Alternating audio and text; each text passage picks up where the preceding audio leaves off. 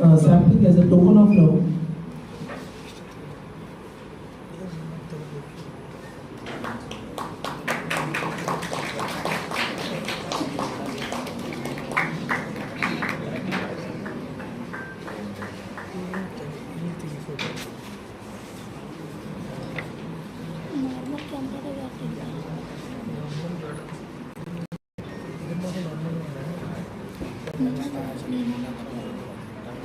Thank you so much, sir.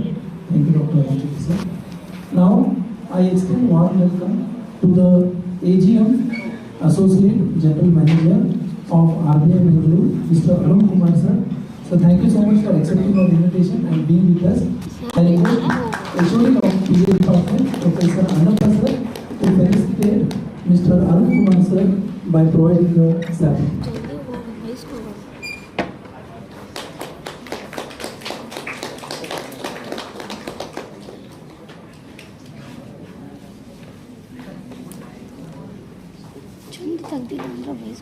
Thank you, sir. Now I would like to extend a warm welcome to the lead district manager of IBI. So thankful that you have accepted our invitation. I request the event coordinator, Professor Ravi Kabinath, sir, who is HOD of BCom department, to kindly felicitate Mr. Basavaraj, sir, by giving a sapling. Thank you so much.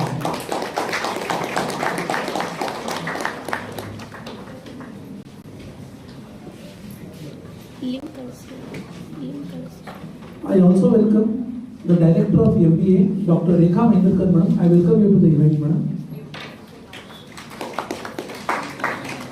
I welcome the event coordinator, the HOD of BA department, BCom department, Professor Ravi Kabinath, sir. Sir, I welcome you to the event, sir. I also welcome the HOD of BA, Professor Annappa Kurvar, sir. I welcome you to the event, sir. I would like to extend a warm welcome to all the students present over here, faculties who are present over here, who are making this event a grand success. So once again, thank you everyone for giving me the opportunity to present the welcome address for this very precious event. And I wish all of you a very best deliberation ahead. Thank you so much.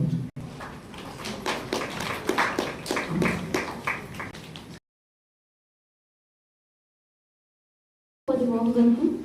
Now we move to the inauguration ceremony. I request all our dignitaries to kindly proceed for the watering of the plant, which symbolizes growth and hope.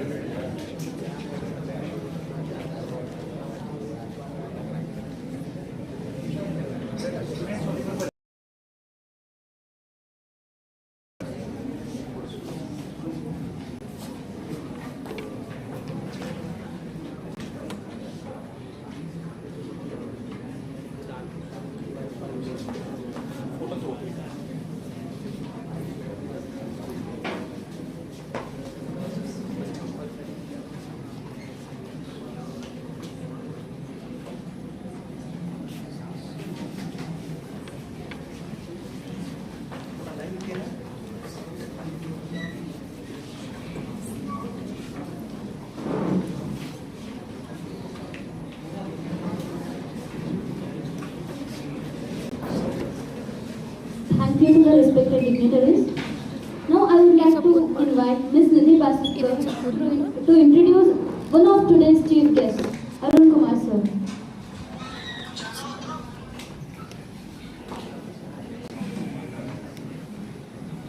Good afternoon to one and all. It is my pleasure to introduce our distinguished guest, Arun Kumar sir. Arun Kumar sir holds a BTech degree and has built an impressive career across some of India's most respected financial institutions. He began his professional journey with Tata Consultancy Services, where he worked for a year, gaining valuable corporate experience. He then moved into the banking sector and served as the officer of the State Bank of India for 3 years, further strengthening his expertise in the financial services. For the past 11 years, Sir has been contributing to the nation's central banking system with Reserve Bank of India. He is currently serving as the Assistant General Manager in the Bangalore region, where he plays a key role in the banking regulation and financial system development. Now I request Sir to address the gathering.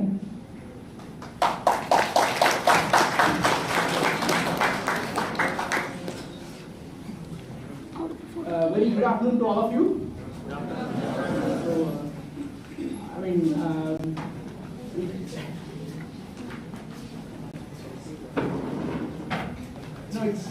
I felt very happy to hear about myself. Being introduced in such a fashion. Thank you very much for that. Right. So I come from an institution called Reserve Bank of India. So I would like to understand the knowledge level of the students here first. I'm told that you're all part of second year of either BCom or BBA. I'm sure there would have been a chapter about Reserve Bank of India in your in your course.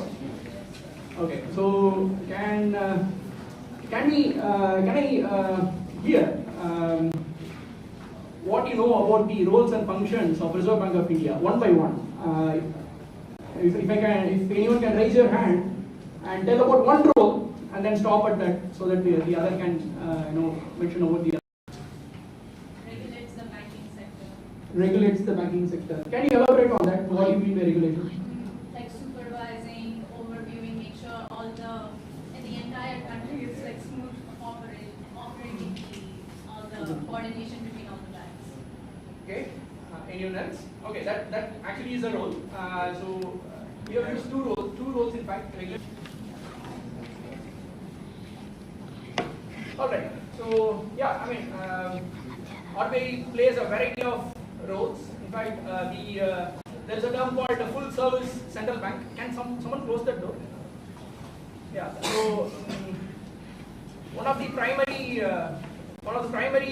responsibilities and the roles that the Reserve Bank plays is controlling the supply of currency, right? So we, except for rupee 1 notes, it is the Reserve Bank governor who signs on the rupee notes, and we supply the currency, manage the currency circulation in the country. That is one, right?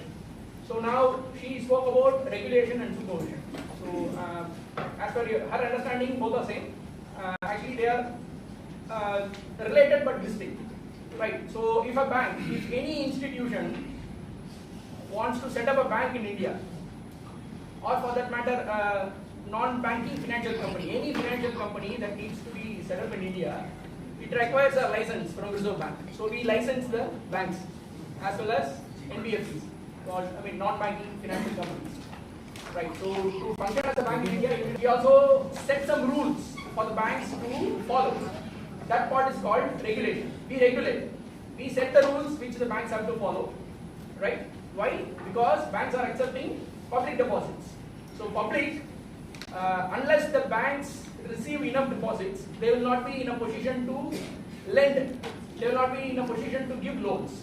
Unless banks give loans, the country's economic development will not happen. So for the country's economic development to happen, banks have to give loans. Or if the banks have to give loans, they need your deposits, public deposits. If public should have trust on the banks to give their hard-earned money to the banks, they should be satisfied that the banks are being monitored by an independent entity, which is Reserve Bank. So we license, we frame a set of rules which the banks have to follow. That is regulation. And we also check whether the banks follow the rules that we have set. That part is called supervision. So setting the rules is regulation. Checking whether the banks follow the rules is supervision. Not just that. So banks, you're all in BCom and BBA. Is it not working? But you are audible, sir. Okay, audible, sir? Okay. All right. Thank you. So, yeah, so issuer of currency, licensor, regulator, supervisor. Supervisor is to check whether the banks are following the rules which are set by us, right? And to ensure that the financial health of the banks are in a position that we want them to be, right? So, right, one more. He spoke about fiscal policy. So actually, what we manage is a monetary policy, not the fiscal policy. Fiscal policy is about budgeting. That is taken care by the central government, finance ministry, central government. So we manage what is called as monetary policy. That is where the repo rate and other things come in, right? So we manage the monetary policy. I'll talk about. I'll explain further when I speak about inflation as to what Reserve Bank does. Right. So apart from that, what we do, we also take care of grievance redressal. Have you all heard about banking ombudsman scheme? Do you know banking ombudsman? Anyone? All right. So we also take care of grievance redressal. I'll explain a little bit on that when I come to the topic as well. All right. So let me brief on that now. You are a customer of a bank. You are either a deposit holder or a borrower from the bank. So essentially, what is bank doing? What is the bank doing? It is providing a service to you. If there is any deficiency in the service, and if you have any complaints against the bank, there should be protection for you, right? It is your deposit that you have placed in the bank, and if there is a deficiency in the service, then you need some protection, right? So we have come out with a scheme called Integrated Banking Ombudsman Scheme, as per which if you have any grievance against any bank, within 30 days, if they have not resolved the complaint, or you are not satisfied with the nature of resolution of the bank, you can approach Reserve Bank. You can write to Banking Ombudsman saying that you have a grievance and you have approached the bank, you are not satisfied with the resolution given by the bank. Please look into it. Right. So we also take care of customer protection. One of the major things that we do under customer protection is the grievance redressal. Right. So this is about Reserve Bank, what we do. Right. So now you're all in second year. I'm told that you will be appearing for placements in a few months' time. A placement, you'll all be getting a job. Now, when you get a job, when you start earning, there are a few things that you should know about.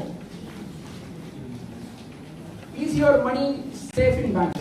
That is my question. So let me elaborate. So when you join a job, you will be opening a bank account to put your salary in. Can anyone say, let's say you open a bank account in Bank A, and tomorrow the Bank A goes into liquidation. Do you understand what is liquidation? Right. So the bank runs into losses and they go into liquidation. Do you think the money is safe? Your money is safe in the bank? Yes or no? Yes, sir. You are a faculty or student? Student. I can't believe if no one is answering correctly, you will answer. Let's say you have a deposit of 1 lakh in a bank. It is safe if the bank runs into liquidation. Yes or no? And if yes, why? And if no, why?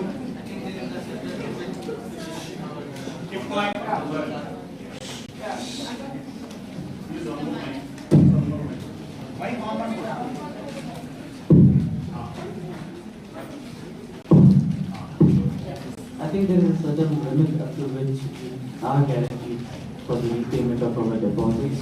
Okay. So when the bank undergoes liquidation, or if there are any mergers of it, I think that's how the whole idea works.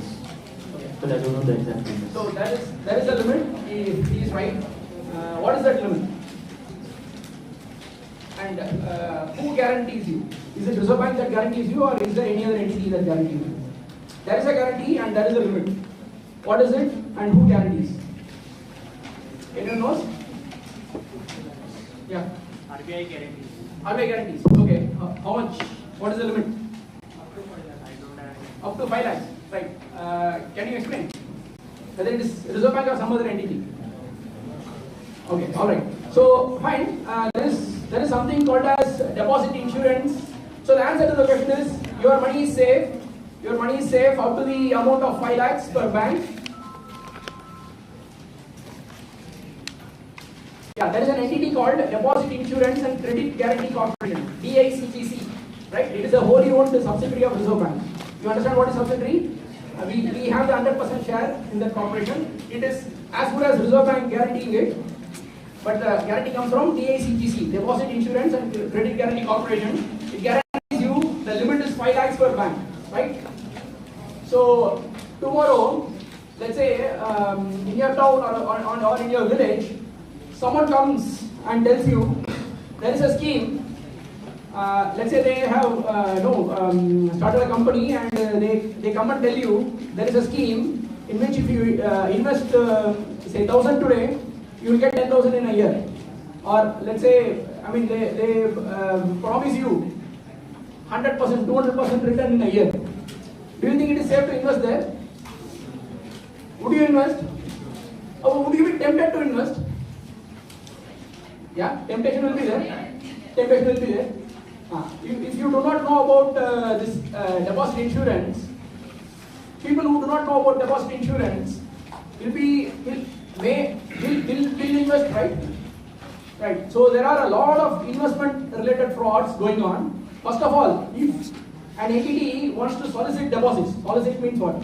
If they want to get deposits from public, it requires a license, either from Reserve Bank or from central government or from state government. There are some acts and laws under which they can get license, with which they can get the deposits, right?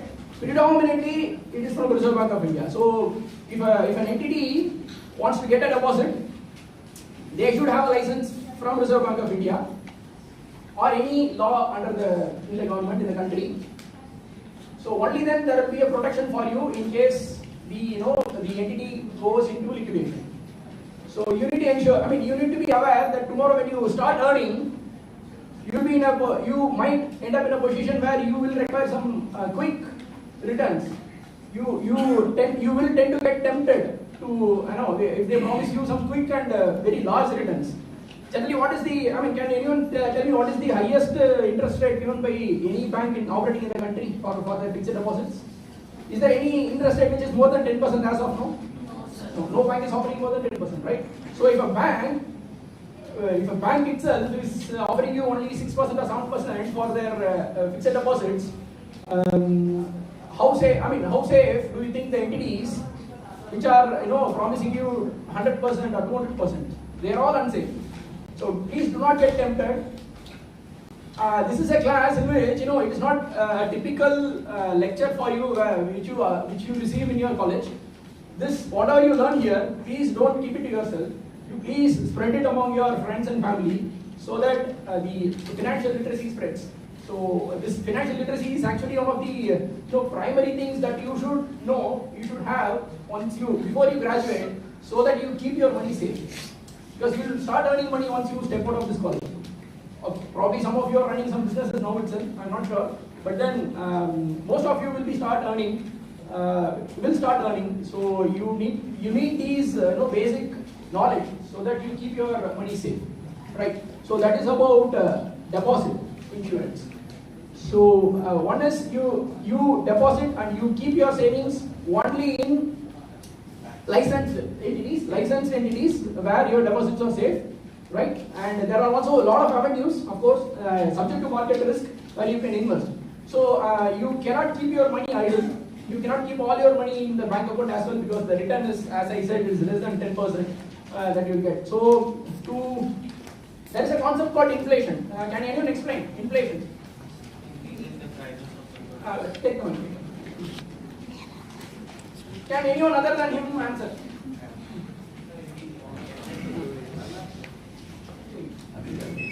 One student, but Yeah. It's okay.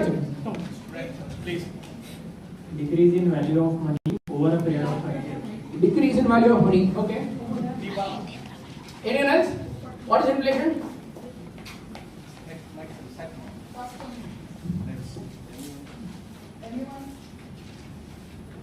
Okay, he is partly right. It is decrease in value of money over a period of time, right? Why value of money decreases? It is the purchasing power of the money which decreases. Why? Because because of the increase in general price, price of general goods and services, right? The inflationary increase is something where there is no value addition. Now this water bottle might have costed 10 rupees 2 years back. Now presently the cost of the water is same, the bottle is same, there is no value addition.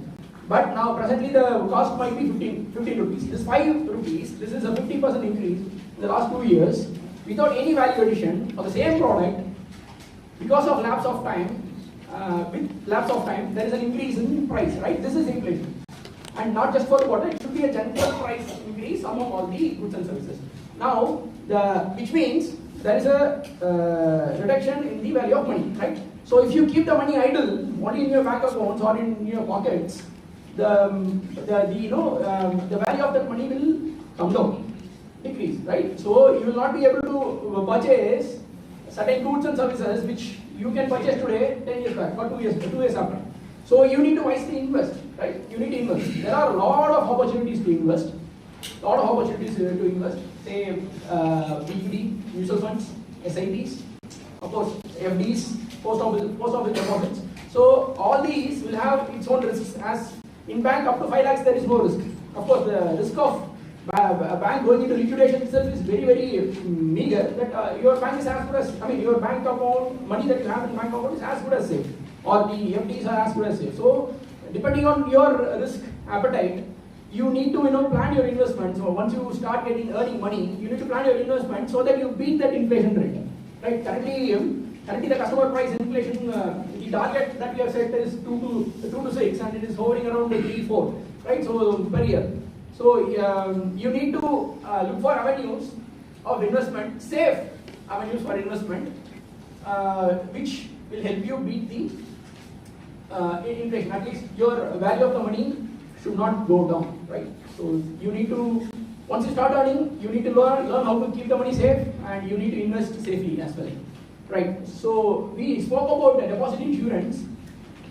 There is also, how many of you know what is an insurance? How many of you have insurance right now? Do you have any insurance? Right, what is insurance? Can anyone tell? What is insurance?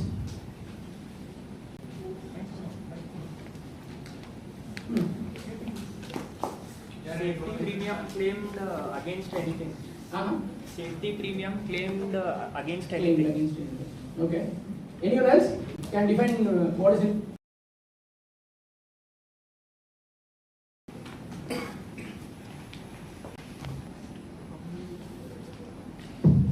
So when we are insured against any risk, like personal risks or medical risks or uncertainty.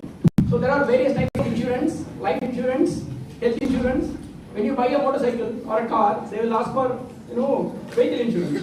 Right? What is? There are uncertainties. Future is uncertain. You cannot say what will happen tomorrow. Future is uncertain. But that uncertainty is a risk for you. Now you can transfer this risk to an insurance company by buying an insurance policy, by paying a premium. Right? The premium that you pay is the cost that you incur to purchase a protection against the uncertainty. When you go back home, you ask your parents whether they have life insurance. Right? What is life insurance? There are various uncertainties. Here the uncertainty that the insurance is trying to address is life loss, right? Life loss or permanent disability, right? So if tomorrow, since the future is uncertain, anything can happen tomorrow. If tomorrow something happens to the life, that is an event, that is the risk event. When the risk event happens, if you have purchased an insurance, they will give you a protection. Protection in terms of what? There will be some insured. There will be some money. For example, if you are the mother or the breadwinners in your family, and if something, God forbid, something happens to them, then you need some protection, right? In terms of financially and other things. So insurance is mandatory. So tomorrow, when you become breadwinners, when your family is dependent on you, when your wife or your husband is dependent on you, or when your children are dependent on you, you need to ensure that you get an insurance so that you protect them from the future uncertainty of your activities, right? Once you once you start earning, purchase insurance. Right? That is, one is life insurance. What is second? The second is health insurance. Now the health costs, health care costs are increasing like anything. Now, if if you fall sick tomorrow, or if any surgery has to happen for you, the cost that you will have to incur will be very high when you reach that level. But for that, again, that is also an uncertainty. The uncertainty is what your health will not sustain, right? So if anything were to happen to your health, for that risk event you need protection. For that is health insurance. So you need to ensure that once you start earning, two things: one is life insurance, the other is health insurance. So that when you have to actually bear the cost of your surgery or whatever it is, treatment, your insurance company will pay. So there was one ad going on, IQAC Insurance India. Some ad you might have seen, right? So it is for that only. So if you take an insurance today, again, for both investment as well as purchasing an insurance protection, you need to start early. If you start early for insurance, the premium will be very, very less. The cost that you will incur will be very, very less if you start early. I'm 37 now. If I go and ask for a life insurance, my yearly cost, for example, if I have to purchase a insurance of 3 crore, right? Currently I have to pay 30,000 rupees per year, 30 or 35,000 rupees per year. Whereas if you go as a 20-year-old, they will ask you only 10,000 rupees, right? So imagine that. Just see the difference between the premium cost. For 3 crore cover, you are paying 10,000 per year. For the same 3 crore cover, I need to pay 35,000 per year. So if you start early, then cost will also be very less, and the production will start from the day that you start the insurance. So once you start earning, and you also please go and check whether your parents have health insurance as well, health as well as life insurance. If they don't have, please don't purchase. Please ask them to purchase. Most of them should already have. And of course,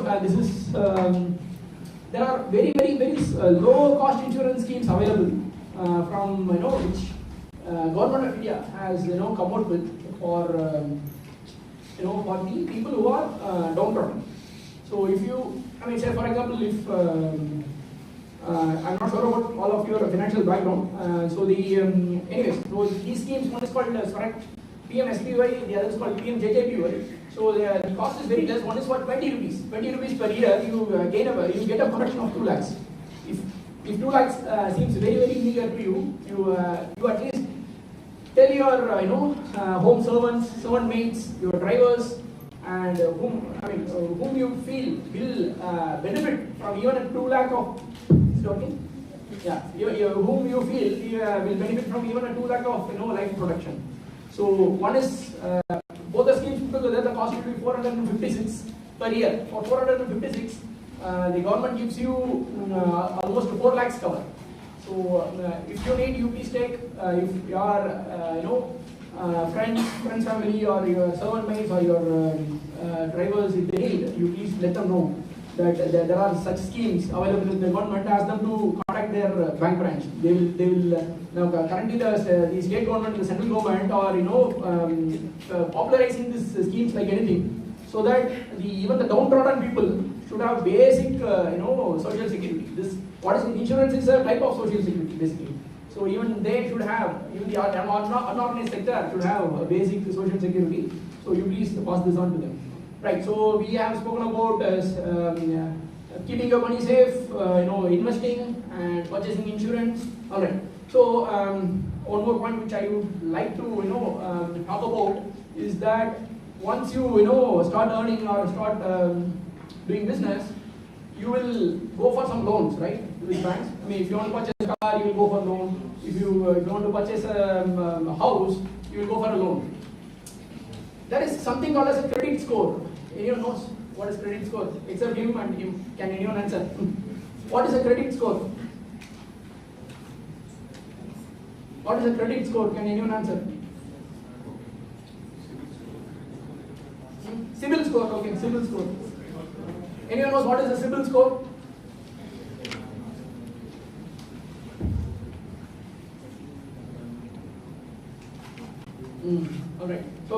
can try. Oh, yeah, you can try. What is CIBIL score?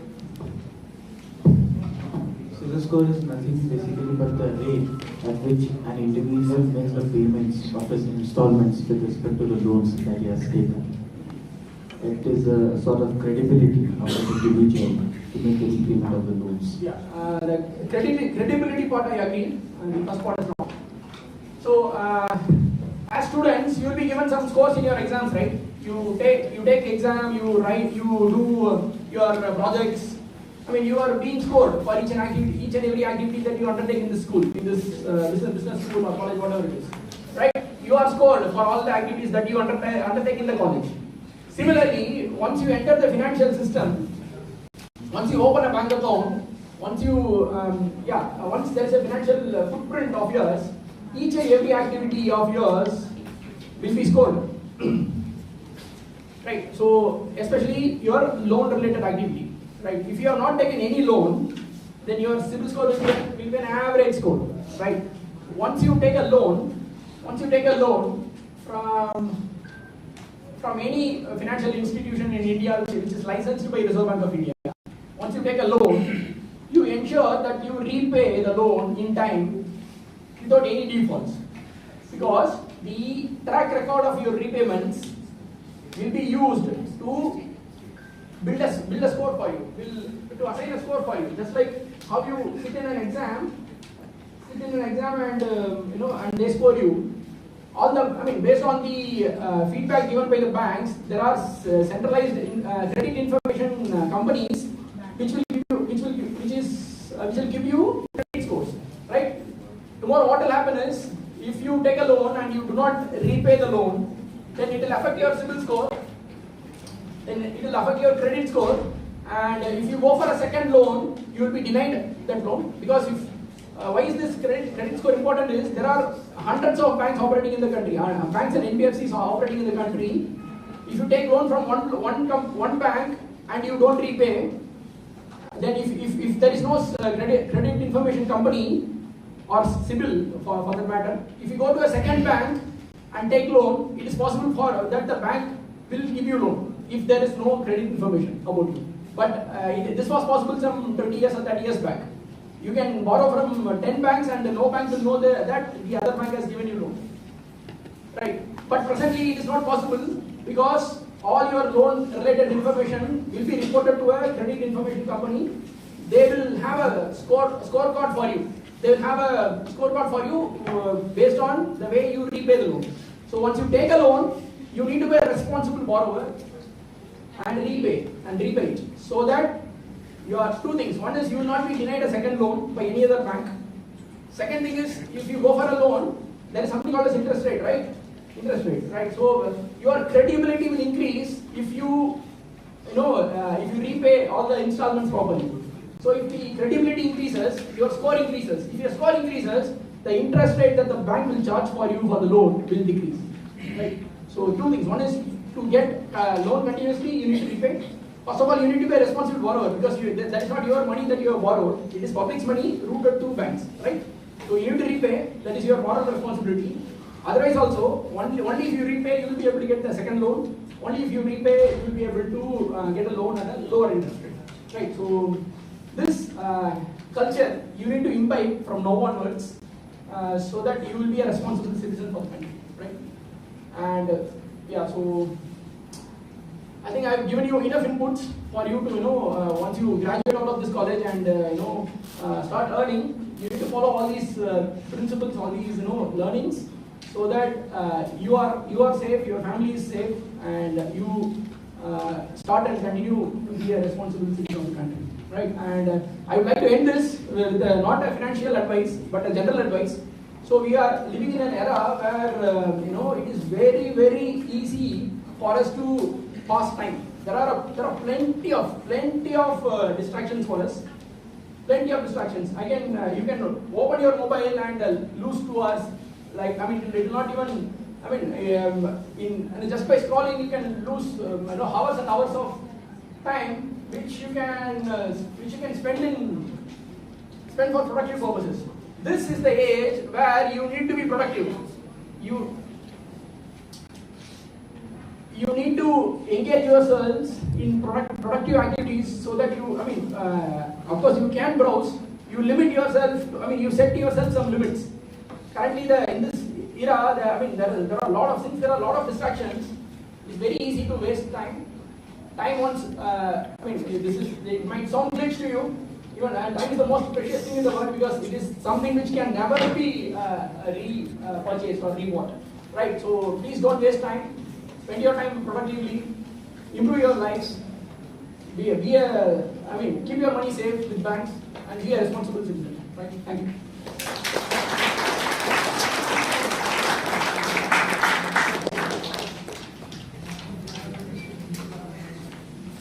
Sir, by default, any insurance is there for debit card holders, sir? Because I heard that if we are having any debit card with the bank, by default, some certain of the amount will be insured.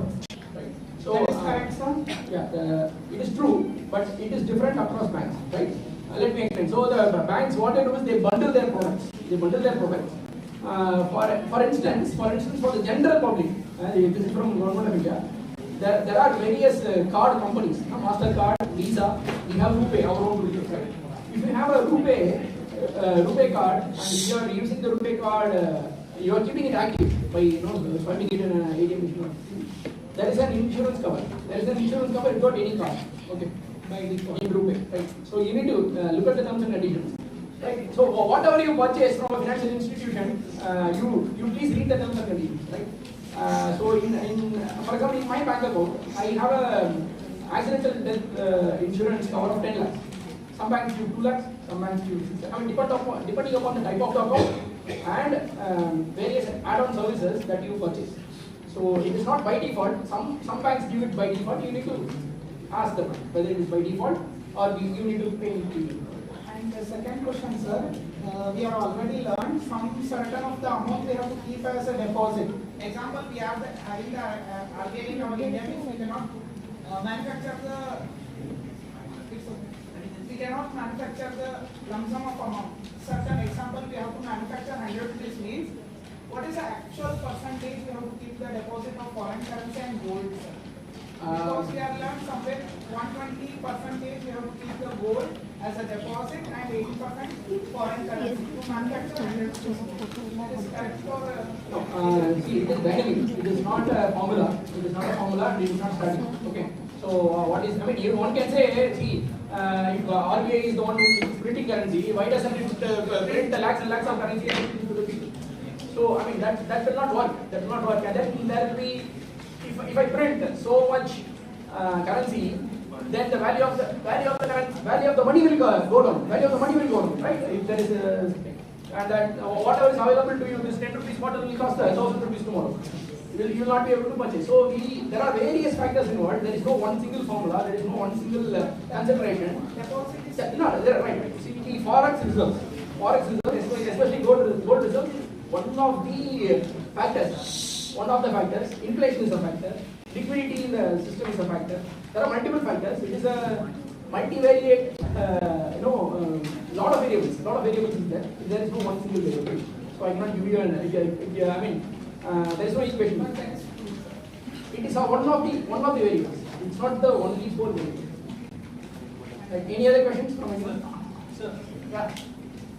In banking sector, the organizations ending with corporation, finance, and bank are all these different or just a wordplay? Example: State Bank of India, Muthoot Finance, and HDFC. Okay. State Bank of India ends with banking. Muthoot Finance ends with finances, and HDFC ends with corporation. Are these all three same, or is it just wordplay? The State Bank of India is a statutory body. Why? Except among all the commercial banks, State Bank of India is the only bank which was set up based on an act. Okay, so it is a statute. It is a commercial bank as well as a commercial bank as well as a statutory body, right? Second, HDFC Bank is a private sector bank. It is registered under Banking Companies Act. Okay, right. So Muthoot FinCorp is a non-banking financial company. So I think it is. It must be registered under MCA corporate as a company, right? So the okay. So in the Reserve Bank website, is this linked to the internet? Yes. Can you go to the Reserve Bank website?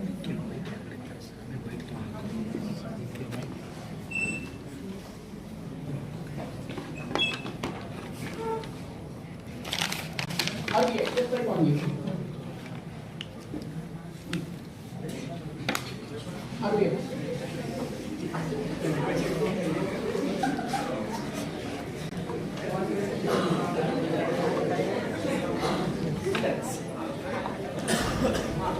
You go to the first link.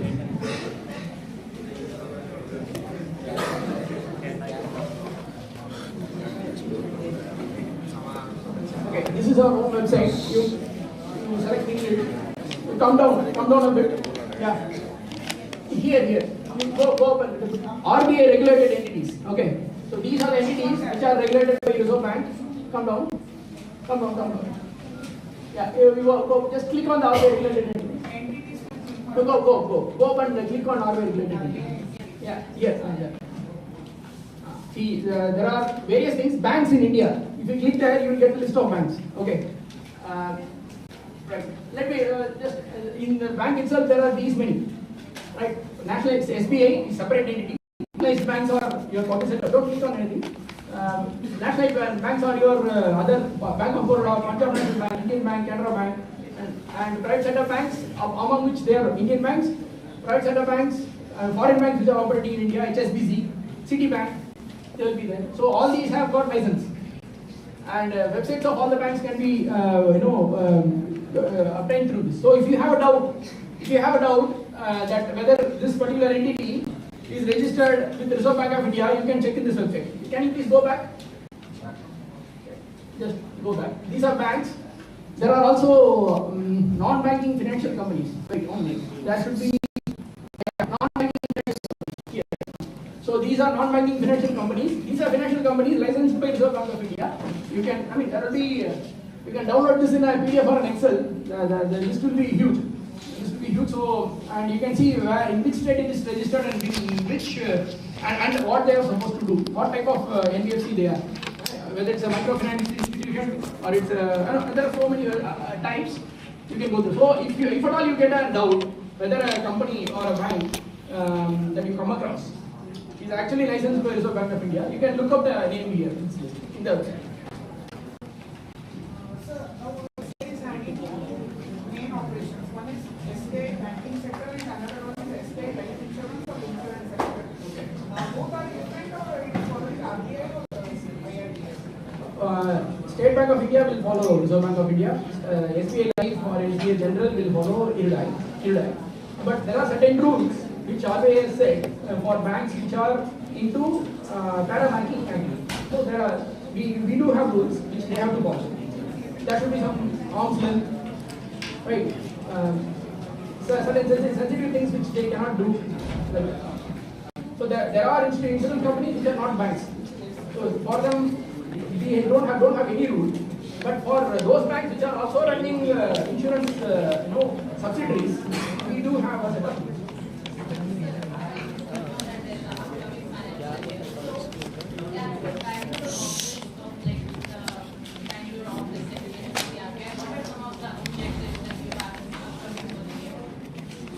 Right. So, see, how many of you would like to pursue a career in the Reserve Bank of India? I joined as a manager, and I am now AGM. So, if you would like, in the same website, there will be opportunities at Reserve Bank of India. You can look it up. It is a 3-tier examination. We recruit in 2 levels. One is assistant, the other is managers. I joined as manager in 2015. Right. So most of our officers and officials are in Mumbai. Almost 50% of our workforce is in Mumbai because that is the head office. Apart from that, we have offices across India, almost all the state capitals, including Bengaluru. So we have one office in the state of Karnataka, which is very fine. Right? There are various departments. As I told, the roles and responsibilities of Reserve Bank, right? Issuance of currency, regulation, supervision. So we have just like how you have multiple departments here. We have multiple departments there, and each department has its own objective, and they'll be pursuing. There is no it's ongoing. It's ongoing. In the sense, there is nothing specific to March 31st that we have.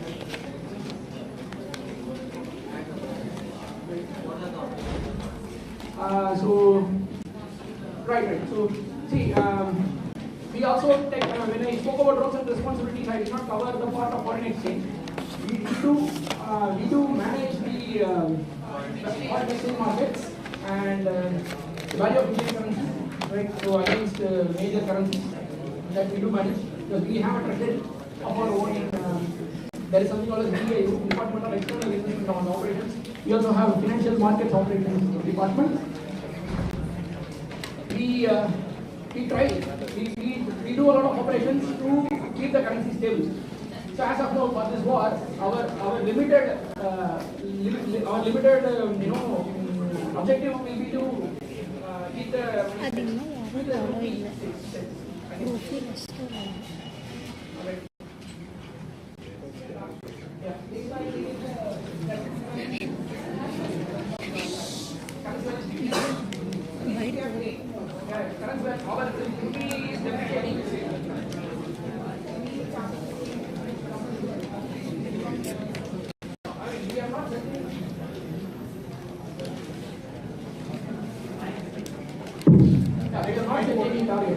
We are not taking any target. It is something called as a managed float, we call it.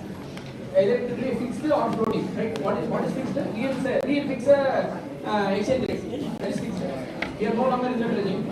There is something called as float. Float is what? It will, market forces will determine what demand, based on the demand and supply, the rupee value will be determined by the market. That is pure float. We are neither pure fixed nor pure float. We are in a regime called managed float, where we hold and we do some operations to manage the currency at certain level. So all that is beyond my pay grade. It is taken care by our office and they take it. So, but don't worry, it will be. We are safe.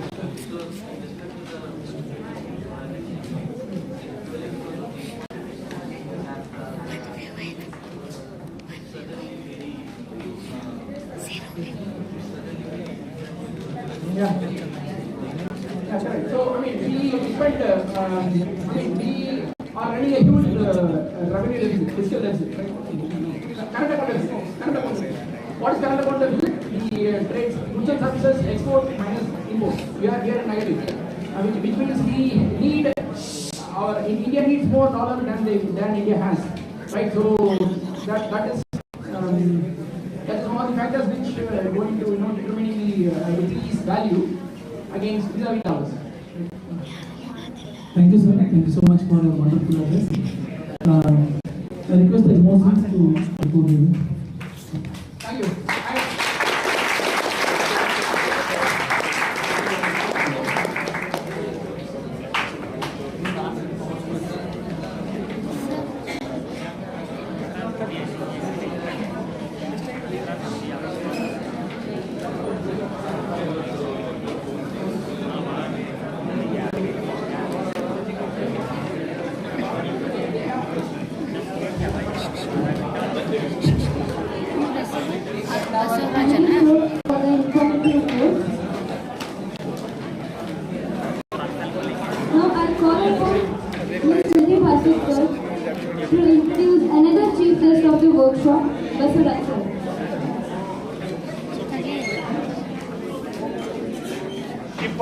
Please maintain silence.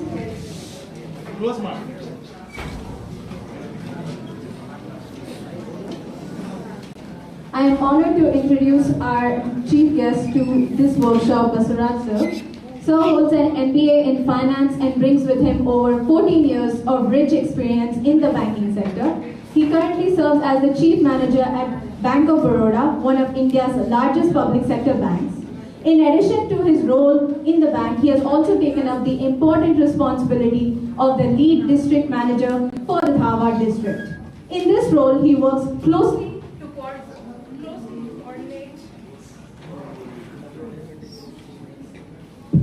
In this role, he works closely to coordinate between the government and the banks in the district, ensuring smooth implementation of banking initiatives and promoting the financial inclusion for all sections of the society. His work played a crucial role in strengthening the connection between the banking sector and community development. Now I request Sir to address the gathering.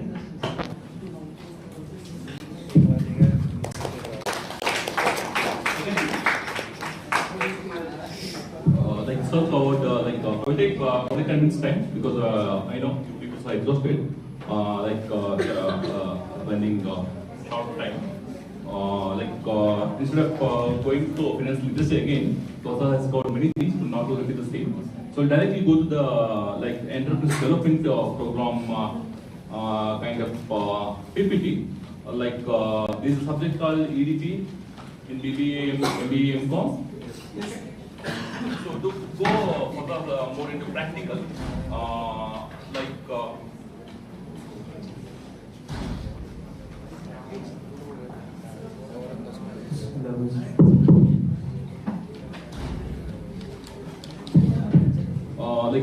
Government of India comes with a lot of initiatives to support the MSMEs.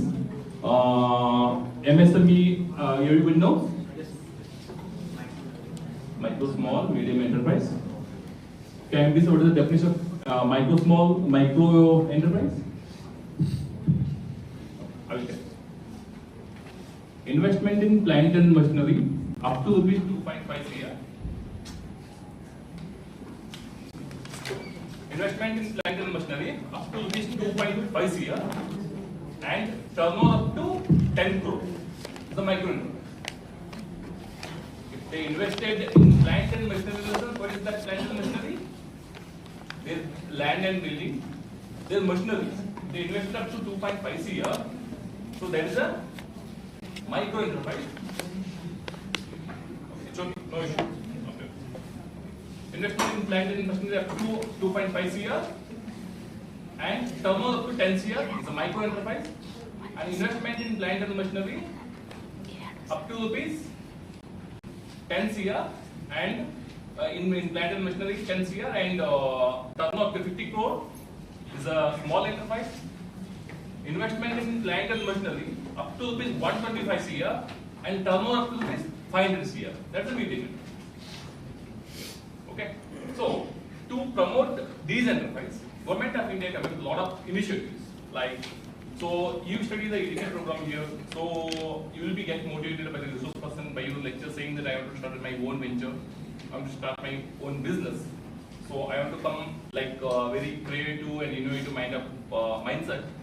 But what stop you? What stop you? Sometimes finance, right?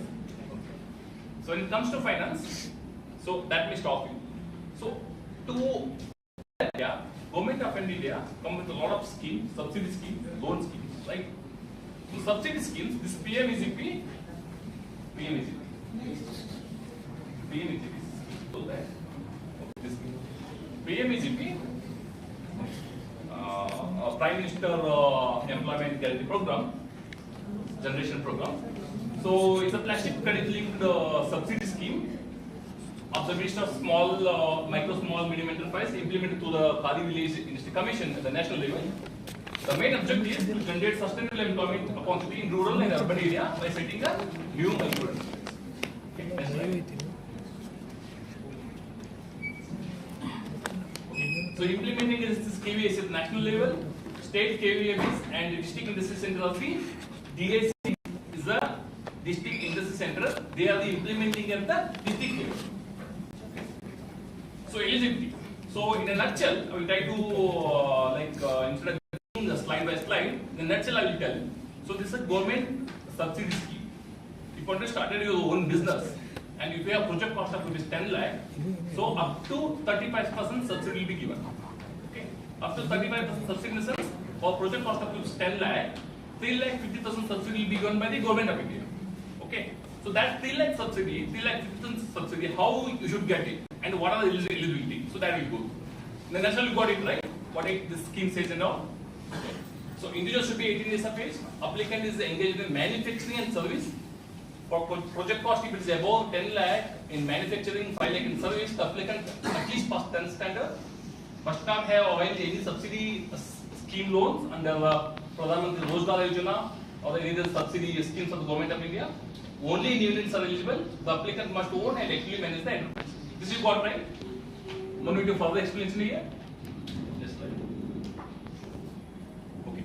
So these are the activities covered to get that subsidy, 35% subsidy. To get that 35% subsidy, these are the activities covered under the PMEGP. Agro-based and food-based like business, flour mill, rice mill.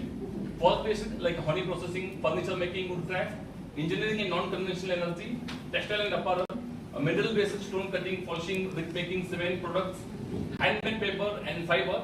Any other business other than speculative kind of business. Like speculative, you know, speculative kind of business, betting and all. Other than that, so other than trading business, trading, you know, buying from somewhere else and selling here. So that's trading. Other than trading, other than speculative business, all business covers under the manufacturing and service. Service is all about IT, education, coaching classes, all those cover in the service sector. Okay. So all this business, if you want to do in this category, there will be a subsidy of 35% from the government of India. So how to get the subsidy? I will tell you. Next slide. Okay. These are the service areas. These are the activities covered. Repair, maintenance in those things, beauty, health, education, IT, tourism, transport, industrial and common service. Next slide. Activities not eligible, I already told. All trading activities, liquor, tobacco, agriculture, primary agriculture in sense, crop cultivation, contract and job work only, polytechnic industries. Next slide. General rule, allowed. Any manufacturing or service activity that creates jobs in that field is allowed. Not allowed trading harmful speculative activities that don't generate production. Next slide. Next slide. Okay. So this is subsidy structure for general category person. If starting the business in the urban area, you will get a 15% subsidy out of the project cost. The project cost is 10 lakh, you will get the 1 lakh % as a subsidy. If you are starting the same business in rural area, you will get the 2 lakh % as a subsidy. For special category, again 25%, 30% is a slab. Next slide. Okay. Maximum project cost is 50 lakh in the manufacturing and 20 lakh in service. Somebody starting a business in the manufacturing, which is having a project of 50 lakh. So it is a special category person starting business in the rural area, he will get the 35% subsidy. In the sense, almost 17 lakh 50,000 subsidy will be given by the government of India. Rest 32 lakh will get the loan from the bank. Okay. So it's a beneficial contribution. If you're starting a business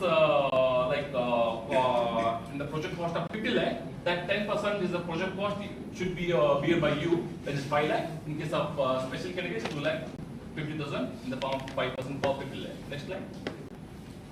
Okay. So this is the process. So instead of telling more into academic kind of way, so how to get this? Okay. This is an online application. Beneficiaries apply to the official portal called kviconline.gov.in. If you are starting any new business, you just go to this slide, this link and apply the same. So it will be scrutinized by DL TFC team, which is headed by Deputy Commissioner of the district. So along with the members like KVAC, KVB, DAC and Lead. So they will apprise, they will submit the proposal to the bank. So particularly to your bank. So once your bank they apprise it on the credit angle, so they will sanction the loan. Once the loan is sanctioned, the subsidy also credited to your account. This is all about PMEGP. This is for the people who want to start their own venture. So this is a subsidy scheme, because most of the people doesn't know this is subsidy from the government of India. So it's a subsidy scheme. Just finish this one. Go to the PMFMB. This will take another 5 minutes. I'll quickly finish it. So it's similar to the PMEGP. There is one more scheme called PMFMB. Prime Minister, Pradhan Mantri Formulation of Micro Food Enterprise. Right. So it's only for micro enterprise. Micro enterprise definition: investment in plant and machineries 2.5 CR and turnover is 10 CR. Okay. So next slide. So here, in a nutshell, I will tell you. So in this particular scheme is implemented by MOFI at the national level. MOFI in the sense Minister of Food Processing Enterprise, and then at the district level, JD Agriculture, Joint Director Agriculture Department. Okay. So the main aim of this scheme is to promote the food processing industry. If you want to start a business in food processing industry, so here you will get a 50% subsidy. For example, if you are starting a business which is having a project cost of 10 lakh, you will get 5 lakh subsidy from the government and 5 lakh as a loan amount. So very beautiful scheme. So like with application process are also very simple. Eligibility conditions are also very simple. Okay. So applicant must be 18 years old, and that they should have a micro enterprise. Of course, if you're starting the business, that certainly will be a micro enterprise. Enterprise should be formalized, registered. The enterprise should preferably enroll in the ODOP product. That is preferably. Can anybody say what is ODOP? One district, one product. A different district geographically having advantage. Like for Belgaum, it's jaggery. For Bijapur, it's grapes. For Gulbarga, it's a tool, and for Dharwad, it's a mango. So it's not that compulsory or they should be enrolled in that product. Other than that, also it's okay. But very usually given to the ODOP. The enterprise should be less than 10 workers. Cost of the land should not be included in the project. Cost of the land it should not be included in the project in the sense like if you're starting a project cost business with a project cost 10 lakh, that 10 lakh should have only machinery, right? So that land you can you should have your own land, be to the agricultural property, or you can take the lease of the property. Okay. Your account should not be NPA. Suddenly, like if you're starting fresh business, you will not be having any borrowing account in the past. Next slide. Okay. Documentation. So these are the quotation of machineries, KYC applicant, firm KYC if you have a firm is required. So very simple. To start this business, business under this scheme, one should have KYC, GST registration, and Udyam registration. Udyam is very simple. One can get in the span of 10 minutes from the Google. Other than that, KYC I already told. This is the FARLSI registration that will come into after the production has taken place. So this is a very simple documentation. DPR. DPR know it, right? Detailed project report that you yourselves can prepare or can be prepared by some CL. So all these documents are necessary to apply loan under PMFME. So once you apply, you will get a 50% subsidy from the government of India, and the rest will be the loan will be given by bank. So it's for only the business of food processing industries, like flour mills, like roti making industries, or anything related to the food processing kind of stuff. Okay. People who are interested and still they are not getting loan from the bank and not entering, they can directly come to me. Our office is at Lamington Road, Lead Bank office. So the main purpose of this lead bank is to implement the these kind of government subsidy schemes in the district. So if anybody like you want to become an entrepreneur in the future, if you are not able to get these kind of schemes and you're not getting any loan from the bank, that time you just come to us based on the merits of the case. We'll certainly help you. Thanks.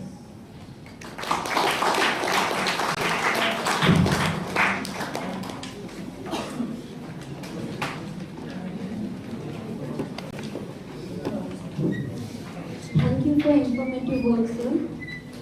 Now I request Dr. Arun Shetty to facilitate our guest. All the guests come on the dais. ನಿಮ್ದಲ್ಲ sir ನೀವು ಎರಡು వేసుకోమని ಇದೊಂದು ನಾಲ್ಕು పక్కన తీయండి.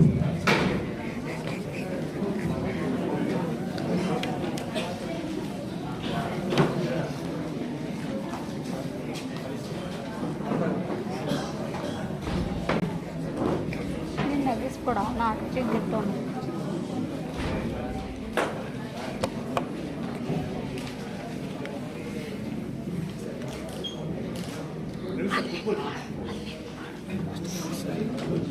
Now I request Arun sir to facilitate Arun Kumar sir.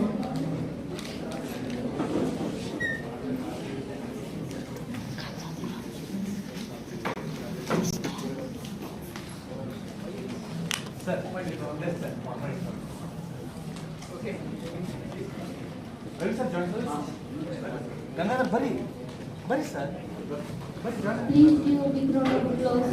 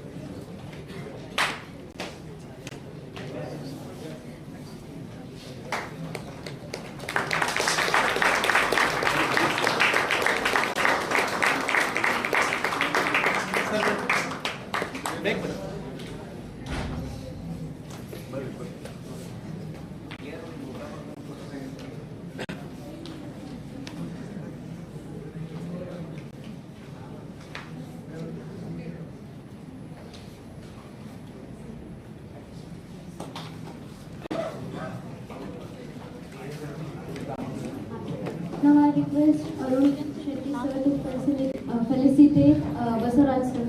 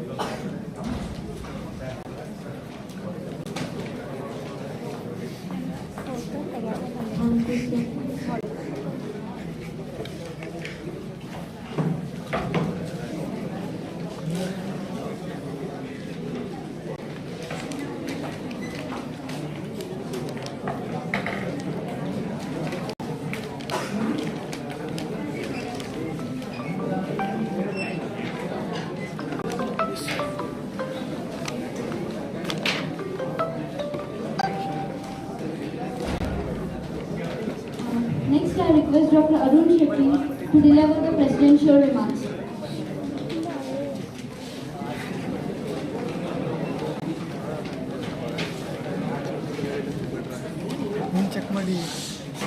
Good afternoon.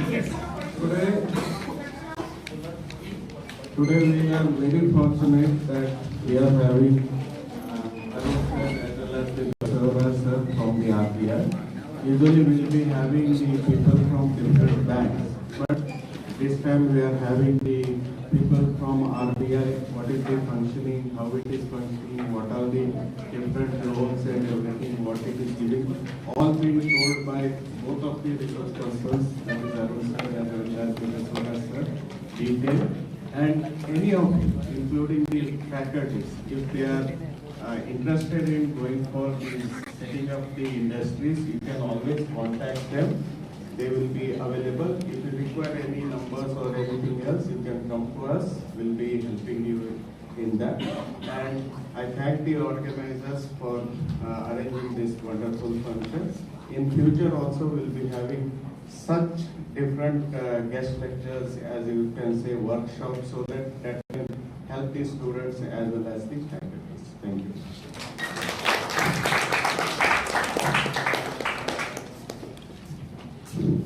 Thank you, sir.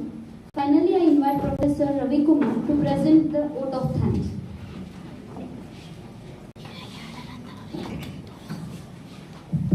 Good afternoon, everybody. I'm happy to stand before you to thank everyone who has made this function a grand success. At the outset, chief guest of today's function, Sri Arun Kumar sir, who has really enlightened our students on various topics with respect to investment, insurance, and even cyber security.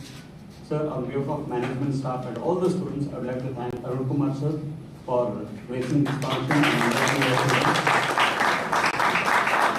I also thank Basaraj sir, the bank manager, who has enlightened our students on a beautiful topic on entrepreneurship and various schemes available under Ministry of Reserve Bank of India. I, on behalf of management staff and all the students, thank Basaraj sir for coming over and with a lot of inputs on ADP and various schemes. I also thank our Honorable Principal, Dr. Arun Shetty sir, for presiding this function. Thank you, sir. I thank our IQAC Director, Dr. Vikram Kulkarni sir, who has taken initiation in organizing this function. Thank you, Vikram sir. I thank Vijendra sir, key person in organizing this function. Thank you, Vijendra sir. I thank Samir sir, our BBHOD, Anappa sir, our BHOD, for being part of this function. I thank all the BV Become staff, Jamuna Madam, Samar sir, Gangadhar sir, everybody who has really contributed for organizing this function successfully. And at last, I thank our BCom and BBA students for being part of this wonderful program. Thank you, and all.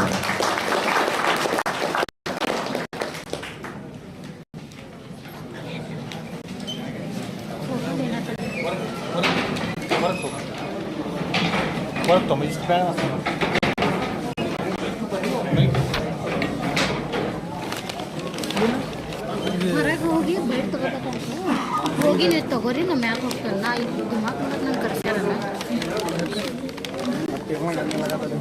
ಇಷ್ಟೊಂದು ತೊಗೊಂಡ್ರು ಎಲ್ಲರೂ ನಾವು ನೀ ಯಾರಿಗೂ ನೀನು ಹಾಕೊಂಬ ಎಲ್ಲ sir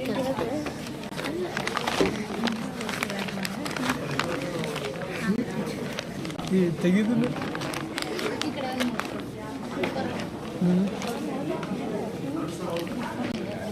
ತೆಗೆದು ಹೇಯ್ ಮತ್ತೆ ಇದನ್ನು ತೆಗಿ ಅಂದೇನ ಲೈವ್ ಮ್ಯಾಗ ತೊಡೋದು ಇದ್ರ ಮ್ಯಾಗ ವಿಡಿಯೋ ಮಾಡ ಇದ್ರ ಮ್ಯಾಗ ಲೈವ್ ತೊಡ ಫೋಟೋಸ್ ತೆಗಿ ತೆಗಿಲಿಕ್ಕೆ ಎಂಡ್ ಮಾಡಲಿ ಅವ್ರಿಗೆ ಯಾವ ರೀತಿ ಬೇಕು